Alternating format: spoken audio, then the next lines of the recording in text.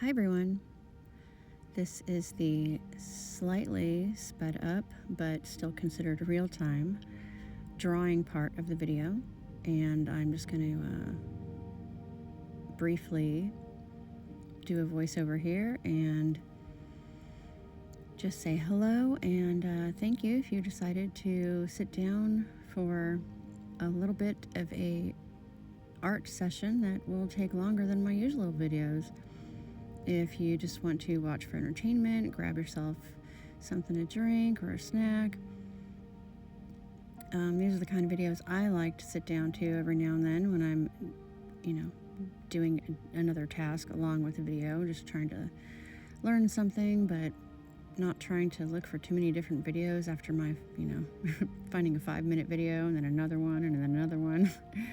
So sometimes these long form videos, they suit a purpose. So if you like this type of video and you want to see more of these, let me know down in the comments.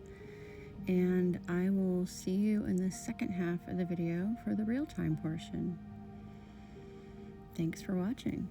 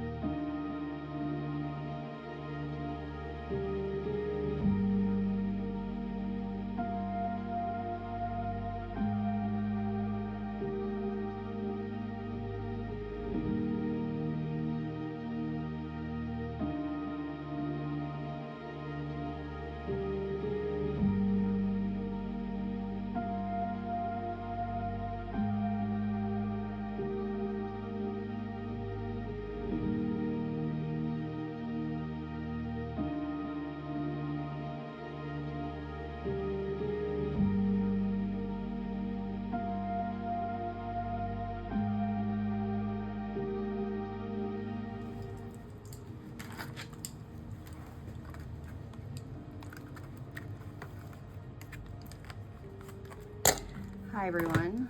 So today I thought I would do a real-time portion of this video where I'm going to be watercoloring over this black colored pencil portrait, which you saw me do in the beginning. I slightly time-lapsed that and jumped ahead a little bit, and when I was finished I just went in and corrected some of the proportions and messy lines around the eyes. It is the middle of the day, so please excuse the insane after-school traffic that is outside my window.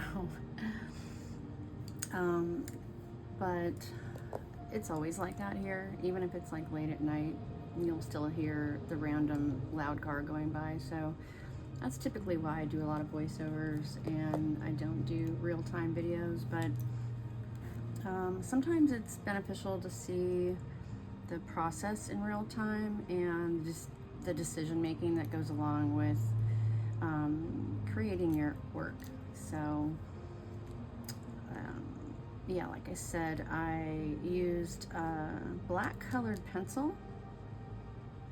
It is a little harder to erase, but some of the things I like about it are that it's resistant to the watercolor, so the water and the pigment will only go in between and around where the pencil is laid down, so there's no risk of, you know, say if you're using graphite, for it to get mixed in with the paint. Or for me, it's just easier to see, you know, which is why I eventually kind of preferred this method. I'm using, for this black colored pencil, a mechanical pencil lead holder. You can find these on Amazon. You can just type in 2mm mechanical pencils and they come with 2mm lead, but then you can buy 2mm lead that's colored, and one of the only brands that I know you can buy it individually, whatever color you want, is by June Gold. And of course I'll put all that in the description, but they come in like a pack of 30 or something. They're like $6 or something, and yeah, I just take the graphite out of this pencil and then load the black lead into here. A lot of people like to sketch in red or orange or blue, and yeah, you can get whatever color you want, put it in here. So as you can see, the black isn't like super black, which is another thing I like about it, because once you color over it with paint, it just kind of enhances it. So you'll see what I mean. This is the mixed media sketchbook that I normally use. This is the second to last page in this sketchbook. So in an upcoming video, what I'm going to do is go through this sketchbook as like a tour, kind of, but because it's like the the kind of the ugly sketchbook, so like it's got all kinds of crazy random stuff in here. I don't typically keep my sketchbooks unless they churn out from like start to finish like really nice, and then I'll keep them or give them away to a friend or something. You know, my mom gets them sometimes for Christmas, but this one I wanted to, because it has a nice cover on it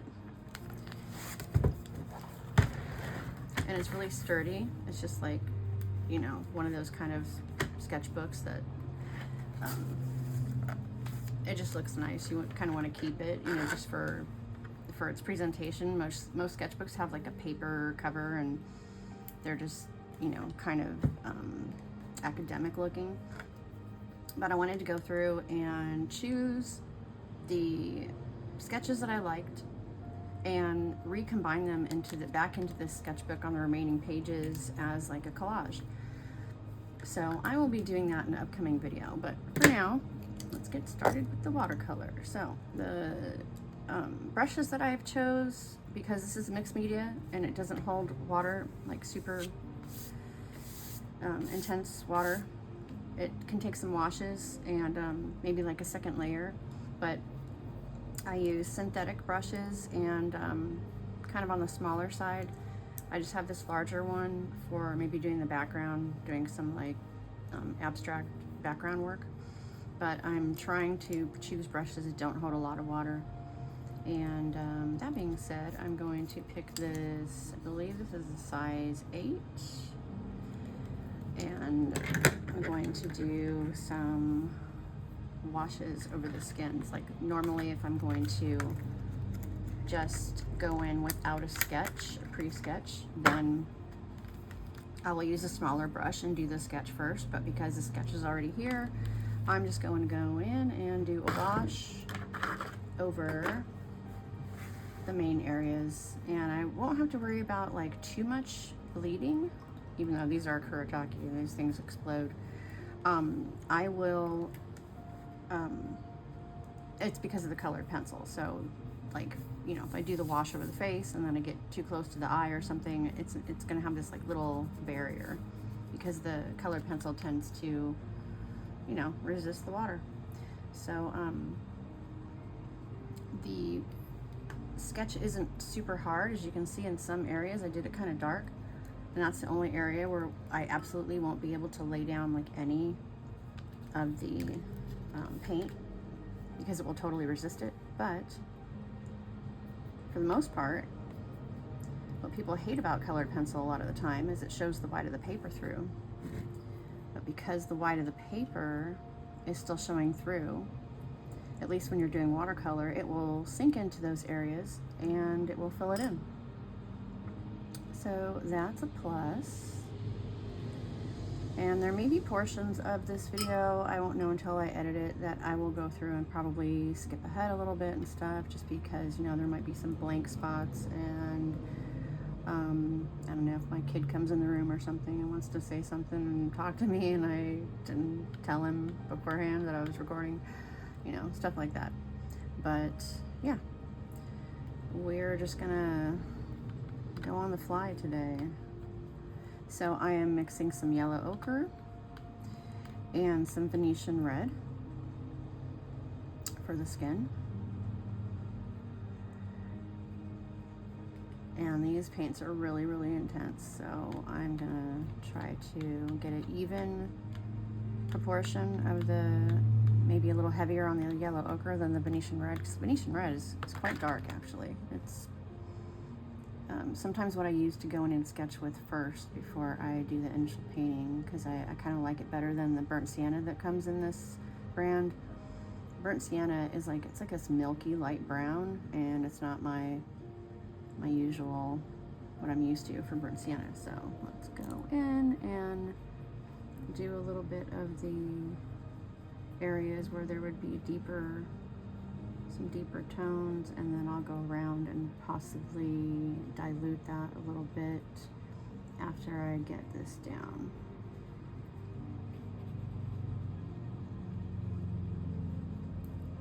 So I hope this is beneficial for some of y'all that wanted a little bit more explanation of my real-time process. Like I was saying, I don't really do a whole lot of these videos. I think maybe I've done, I don't know, like 1 or 2 possibly, I want to say. But yeah, it's not typical.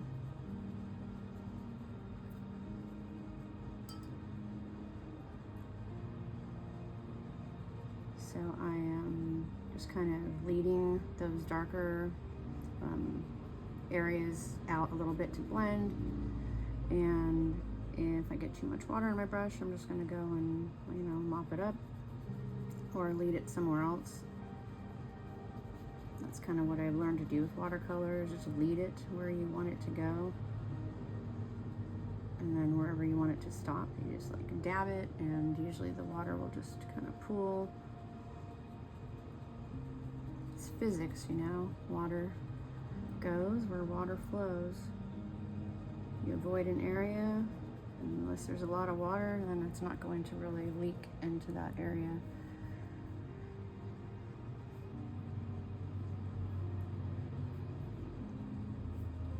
Now if I have to let some drying time happen, if it gets a little bit too long, I will pause the video and then come back, and I will let you guys know how long I waited or how long it took to dry. That's something I really don't, I really wish more watercolor tutorials would let us know, because that was a big struggle for me for a long time. I'd be like, well, how long are y'all letting that water dry? Because I would just keep painting because I would assume that that's what everybody did, and then I'm realizing, you know, there's some drying time happening in there and nobody's talking about it. Yeah, some people use blow dryers, and I do not do that. I have this wanting to see what the paint, how it's going to naturally end up, and that's why I think try to do like olive prima watercolor, which is, I mean, I know it's a thing, I know people do it, you know, it's but for the most part, I would say that most people let the paint dry before they go in and do more.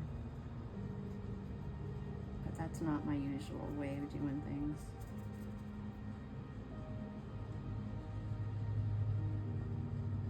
So as far as this being a tutorial, it's not so much. It's just letting you guys see how I do it. And this is a little faster because the sketch is already here. And sometimes when I'm doing voiceovers for my other paintings, it's hard for me to remember unless I'm in the moment of doing the technique what to say, what to talk about, you know, because I think I mostly just kind of let you guys know things about the materials and some other maybe problems I encounter during the painting or something, but it's hard to reflect back on what I was thinking and during the process when I'm doing a voiceover. Yeah, lovely traffic. Yeah, because I'm not in that moment anymore, so this way I can just show you what I'm doing and kind of talk about it as I'm doing it. This doesn't seem to be too wet anymore. This paper actually dries pretty fast, even with watercolor, and even for being a non-cotton paper. So I'm just going to go in with a slightly lighter second layer. This Venetian red does granulate a little bit, so that kind of tells me that there's some actual Venetian red pigment in it, which is PR 101. I mean, I don't know for sure. KURETAKE does not disclose their pigment information. They just will put the name of the paint, the color of it on the back in English and in Chinese, or I'm sorry, Japanese.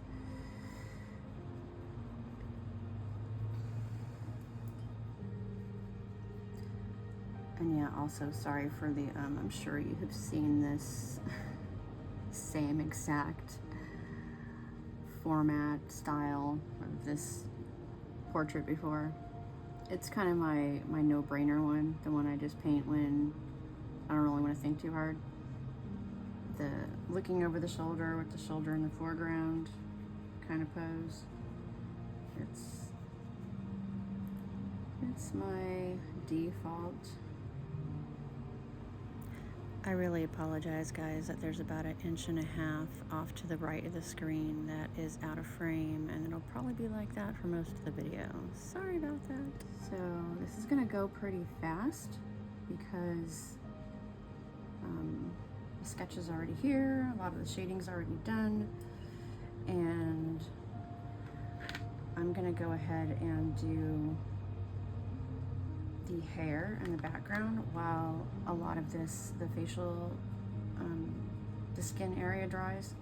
And then what I like to do after, so do the initial wash of the main skin tone, let that dry, make sure it's dry. How I do that is I color the hair and then I color the background, and by then I can go in and do the smaller details of the eyes and the lips, and then possibly go over any more shading. That's, yeah, initially when I start my shading. So let's pick a hair color. This is a pretty muted palette, very limited. It's only got 6 colors, and these were like, I chose a lot of very muted tones, but this last color here, so it's a vermilion, Venetian red, yellow ochre, raw umber, which is what I use for my skin tone shadows a lot, but it's raw umber deep, so it's darker than burnt sienna and not as dark as burnt umber. This is shadow green, and this is cobalt violet. So I'm going to do cobalt violet for the hair because purple and blue are like my typical go-to colors for hair. I'm not going to mix a wash for this. I'm just going to go in dark and kind of heavy, and then I'll use water to disperse it if I need to.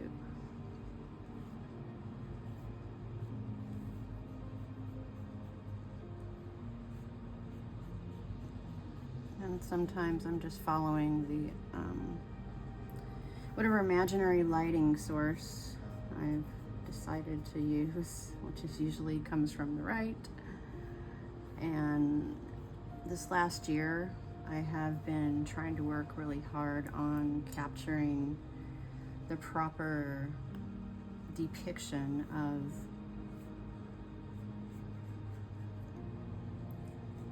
highlight and glare, the way the hair would pick it up, you know, the shine, whatever you want to call that. I was having trouble figuring out the word shine for a second. And I have looked at a lot of manga artists actually for that, because it's just mesmerizing to me, some of the highlights, the exaggerated highlights and shadows on comic book art. So I'm gonna feel this, make sure it's not wet, because I do not want this purple going onto her face. That would be a disaster, and it is really staining and hard to clean up. So I'm gonna try to go around this ear here, make sure I get as close to it as possible, because that's where most of the shadows will be coming out of.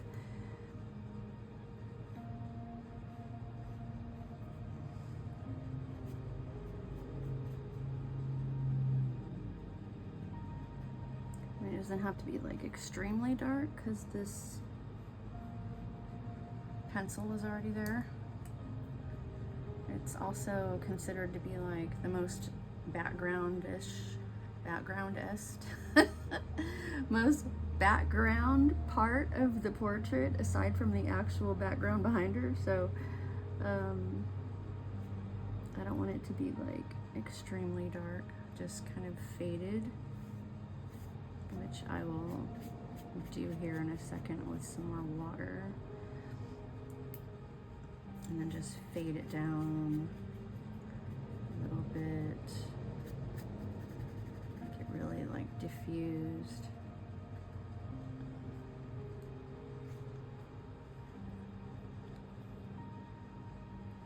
And because this is already wet and I just picked up some fresh paint, I'm going to do some like little dotted abstract elements, and then they will just kind of spread, and I will do some background in a different color, probably some shadow green, just because green always makes a nice background, especially because skin tones usually have a lot of warmth to them, whether it's red or yellow, and the complementary color green makes a really nice, always makes a really nice background color. That or like a really warm blue, like a turquoise blue or a cobalt blue.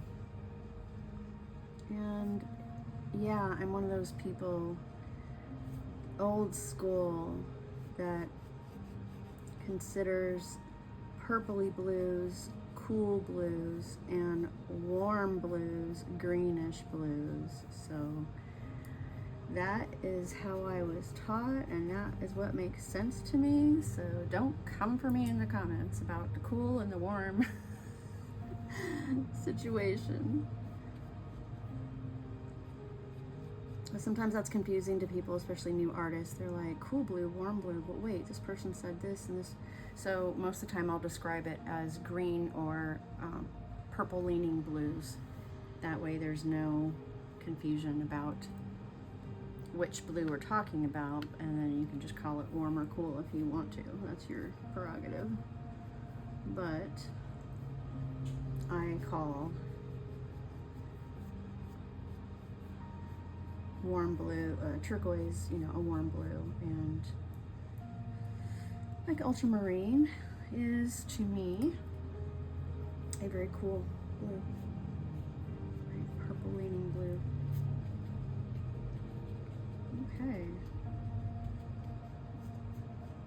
Sometimes instead of taping off my paper, especially if it's just in a sketchbook, I just draw in my border occasionally, you know, and not fully intact all the way around connected. I'll just kind of put little like indications of the edge of the paper. So I'm gonna do that around the edges here with this cobalt violet, and then I'll go in with the purple, the shadow green, and fill it in, just because once it mixes, it's not gonna matter.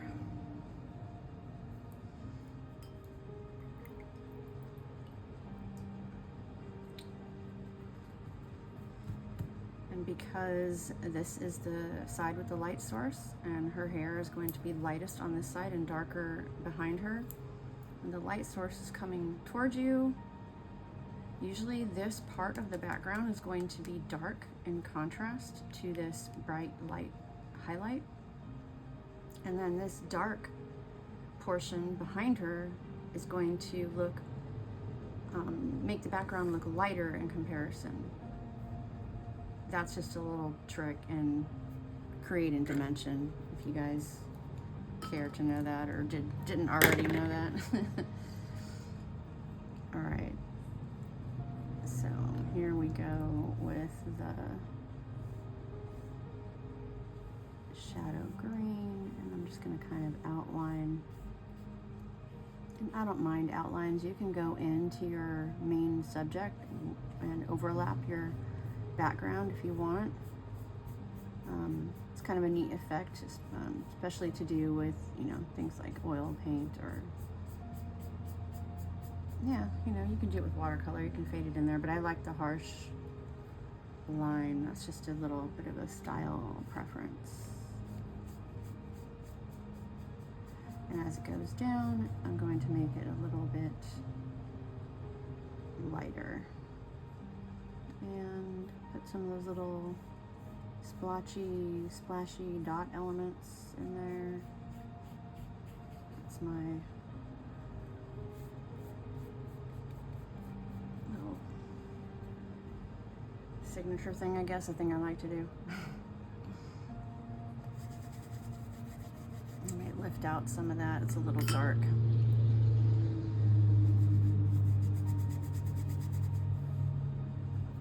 Be careful like scrubbing or lifting on this paper, because this paper is really fragile when it comes to that. It can handle a lot for what it is, but it's just cellulose paper, so what's going to happen is it will start to come apart fairly quickly if you work it too hard.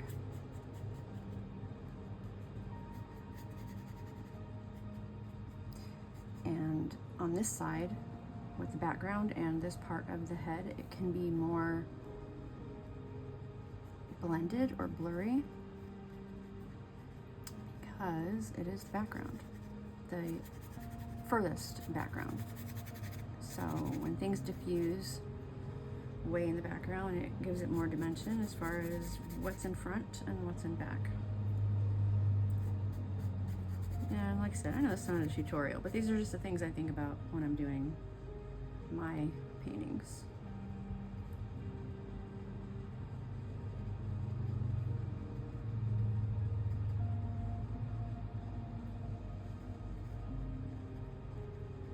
Okay, we will go in and do the eyes and the other facial features, and it'll be done.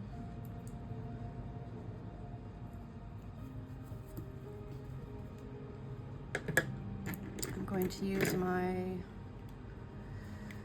Vinci size 4 for this because it is a smaller brush, but it is synthetic, so it doesn't hold as much water.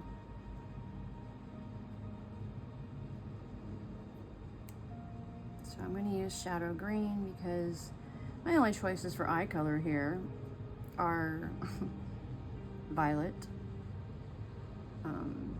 yellow, brown, or red, so we're doing shadow green for the eyes. Okay, this is about the point where I have to get kind of close to my painting here, and I was debating on whether or not I should color the whites of the eyes to mute them down a little bit, but I think I went over it enough with the black pencil and then kind of did some erasing to where inside the eyes it's not like super white anymore anyway, but we'll see. Compared to this dark green, it's probably going to look very much white.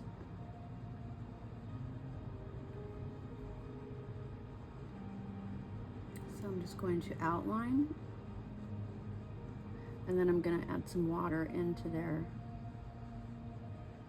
to diffuse that color because it's a really, really dark color.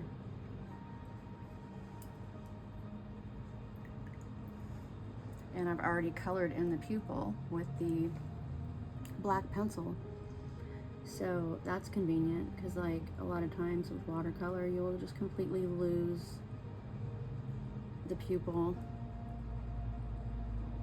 and you have to go in and paint it again after it dries because it's such a small element.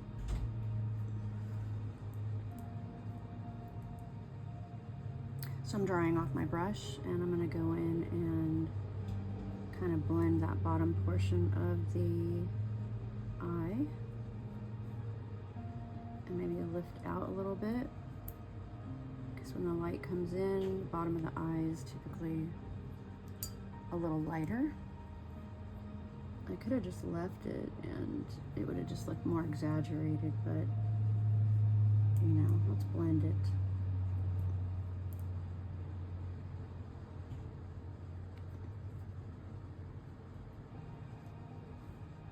That's always the hardest part, is trying to get the eyes to look the same when it comes to the highlights.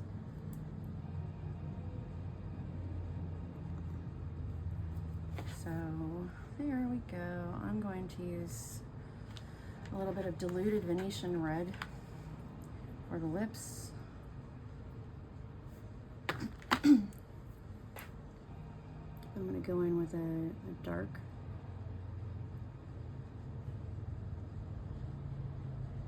or heavy line first, and then I'm going to dilute it.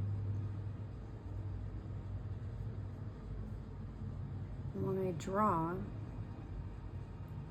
I don't draw in the outline of the mouth. I rely on the paint to kind of blend with the skin as a background because it's, I don't know, just looks more natural, even though I'm not like going for realism here. Believability is kind of my my goal, really. And I'm not usually drawing or painting people that I'm doing from a photo reference or people that I know. But I just like the dimensionality of adding the realism elements to your imaginary drawing, you know? All right, I'm gonna go in with a little bit of more of this skin tone and put a little bit more detail, shadows around the nose and under the eyes,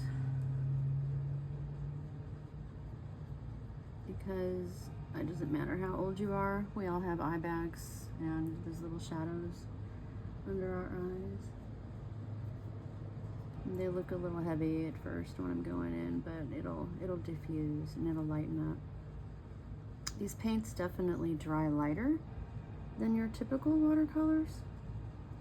That I have noticed. I don't know why that is, but it's just a feature of these paints.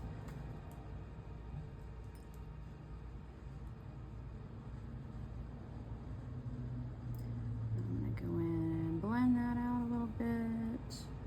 And then I might go in with the raw umber and just do some like really dark, some choice dark areas, like eyeliner and eyebrows, things like that.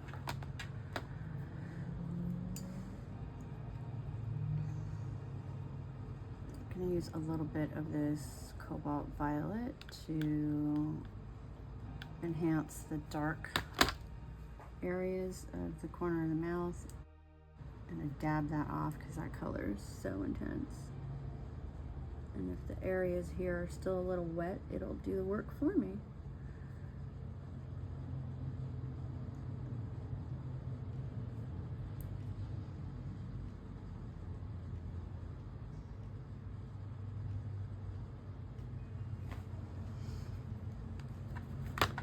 Now I'm gonna use this raw umber deep. That's what this is.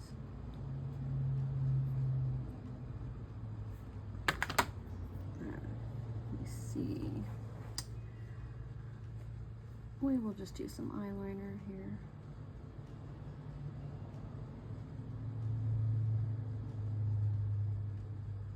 Still a little wet there, so it's gonna bleed in, but that's not really a big deal.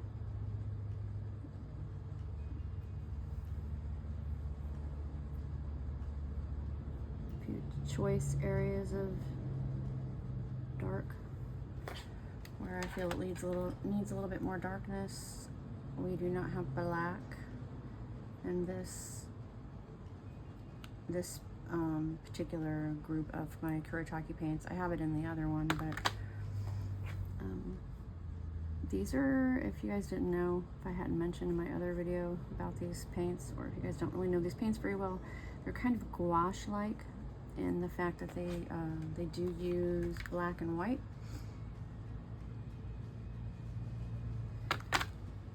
And you can get gouache-like results, albeit a little bit less intense than you would with gouache.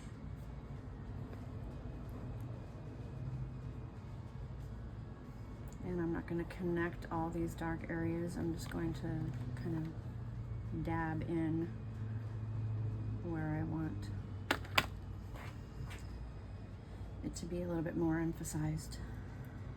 So let's dab this brush off, try to get it to a little bit of a point, and do some little eyebrow. I'm not even good at doing my own eyebrows, let alone painting them on someone else. But you'd think, because you know, do makeup your whole life, you'd be good at something like that, but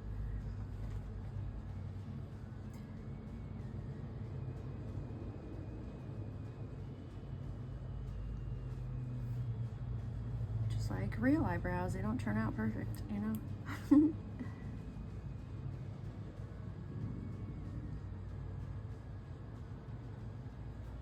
Okay, so we're pretty much near the end here. Gonna do some nostrils.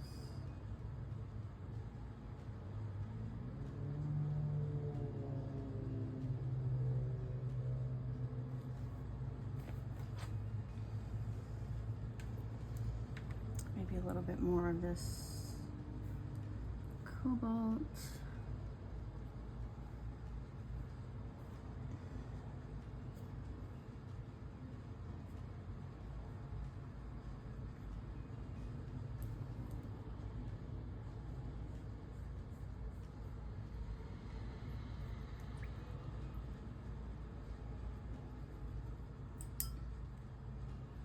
Let's see, should we give her some more blush? Maybe?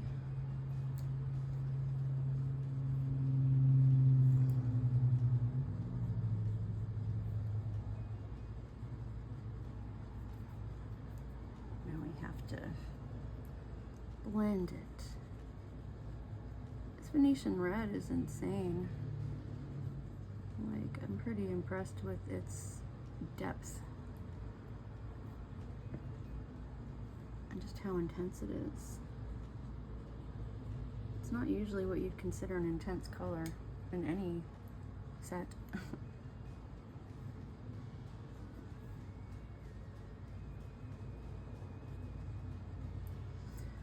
Put a little bit of that in the nose, just because the nose always needs a little bit of red.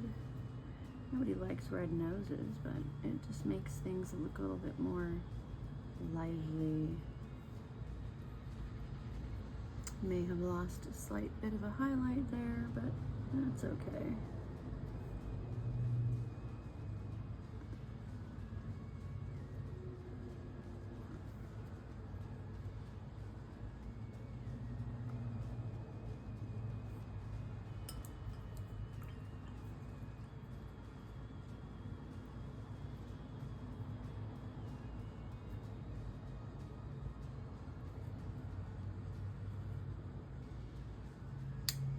Alright, you guys.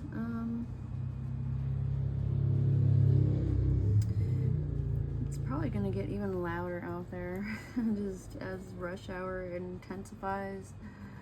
So it's probably a good time to be done anyway. And glad you guys are here. If you've stuck with me this long. Don't forget to like the video if you liked it. Leave me a comment if you guys feel inclined to. Have any questions or suggestions?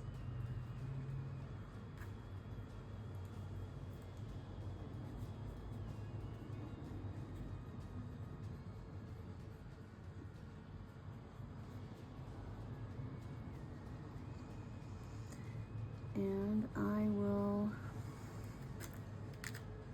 catch you in the next one. Bye.